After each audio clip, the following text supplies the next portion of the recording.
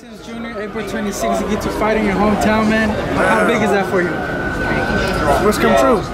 You know, I like England. You know, England, I love you, brothers, geezers. I love fighting overseas, traveling all abroad, but be back here is dope. Yeah. What can the people expect from you, man? I say the same thing every time, it's not going to change. Old school, sticking and moving, staying in my group. Old fashioned, boxing, and entertaining. Yeah. Right now, it's kind of boring to watch certain boxers because they're great fighters, but they have no personality, no substance in what they say outside the ring. So bring back the old school boxing where you want to see a fighter inside the ring, whether he wins or loses, you want to see him outside. You know what I'm saying? I'm seeing that you won a world title this year. Who's the target? Who's the one? Oh yeah, I won a world title, a fight for a junior world title. It's not really any targets, you know. It's a lot of belts I have to go after. It depends on which one I want. At the end of the day, it's a belt. Yeah. Anthony, you think at 18-0, 17 knockouts, American fighter, all those things you mentioned, you slept on a little bit? Are people sleeping? I say not in the boxing world.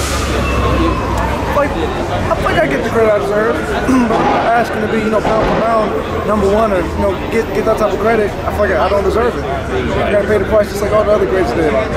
So now, as far as my boxing skill, I feel like I'm not slept on. As far as me as an individual, as a man, I feel like I'm not slept on for what I stand for, you feel me? So, not at all. I just mean, you know, when they start throwing out things like Prospect of the Year and stuff. Prospect of the Year, absolutely. I'm like, damn, get down in that? No honorable mention? Yeah, you know what I'm saying? Like, you know, put me on the side, feature or something.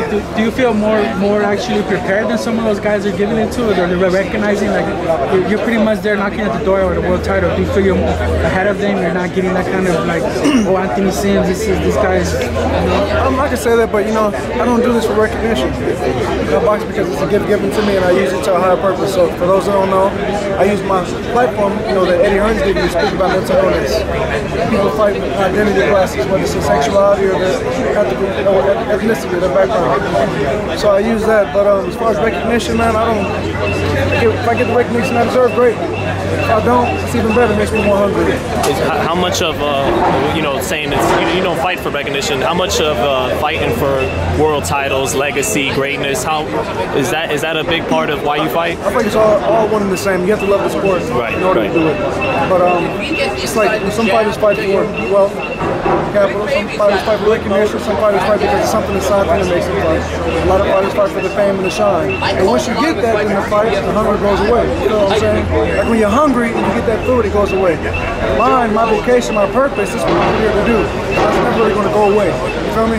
So even when I get that title, it's still going to be here because I'm fighting for something that's bigger than myself. If that makes sense. When you look at...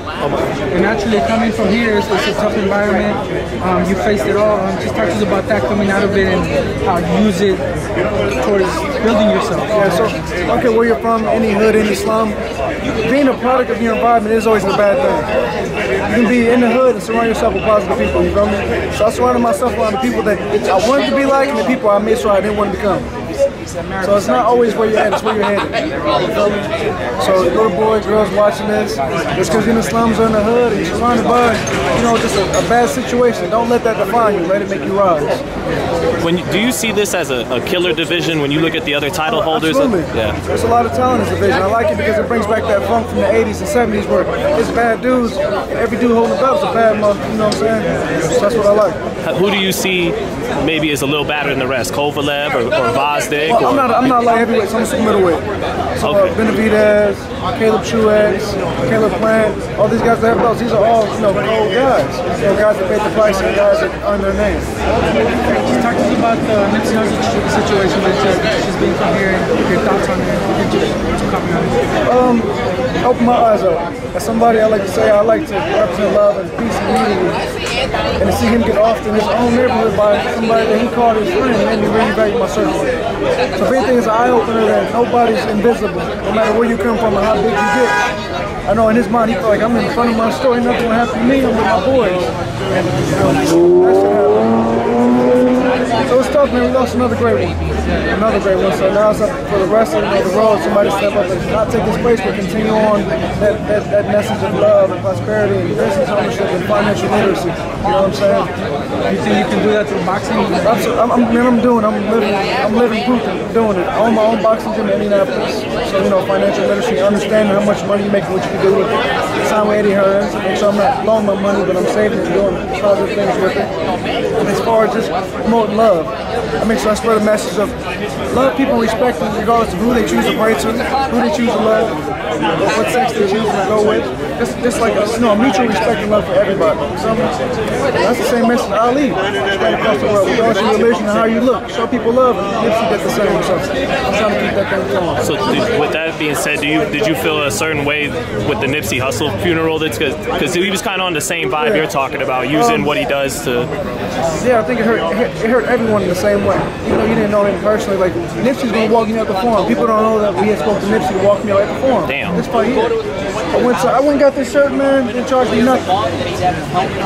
Damn, he was gonna walk you out? He's gonna walk me out. I mean, a couple rappers know he's talking Nipsey Hussle, Chico Rico, but Nipsey was like, the fact that he's gone.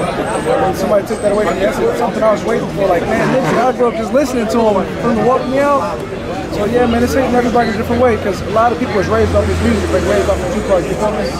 Besides the whole gang bang and stuff they want to attach him to, man, his music. It's prolific. Told the story. How to get through it, you feel me? So you got to talk with him a little bit while he was still here? Yeah, man, I went to the store. Marathon. I went to the store. Got my clothes, made his pops, met everybody. You feel me? So can you talk about maybe going back where you started from? People receive you, they acknowledge you going back to where you started from, like your neighborhood, your people? Yeah, so I grew up, man, basically in the mix. LA to Vegas, Midwest, Indianapolis, Michigan. I was all over.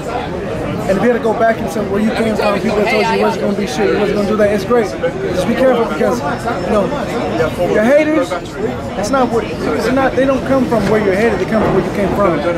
So for those that, you know, go back home, it's great to go back home and you get love and you show love.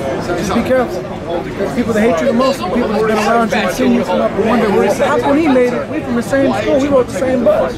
Why he doing it like this and I can't? So anything, you know, ain't nothing wrong going home, going back to, you know, your homeland, but just be careful and pay close attention. I think Nipsey showed us that. What's your dream fight? Anthony Sims versus who? The lights are shining on you, the career moment, the fighting moment. What's that one fight for you? Man, it's crazy. It'd be a fighter that's no longer alive, like, you know, well, not alive but not fighting. Like or James Toney, Evander Holyfield. Not that these fighters aren't great, but those are the fighters I watched. Like, these guys I always wanted to fight because they were so amazing and they had personality. Not that these fighters don't. My dream fight is a fight that never happened. So what do you? Go ahead. What do you think ultimately happens when the opportunity comes and you fight for the world title? How do you? What happens? And I'm not gonna be like no macho man. It really comes down to who's a better man that day. This is boxing. We both have 2 legs and 2 arms and a heartbeat. It comes down to 1 punch sometimes. You got 2 bad dudes in there, same speed, footwork, hand movement. It comes down to 1 punch, like a draw. So I'm not gonna say, man, I'll mop him and do this and do that. It really comes down to the day, the time, and right then and there. Thank you, Anthony.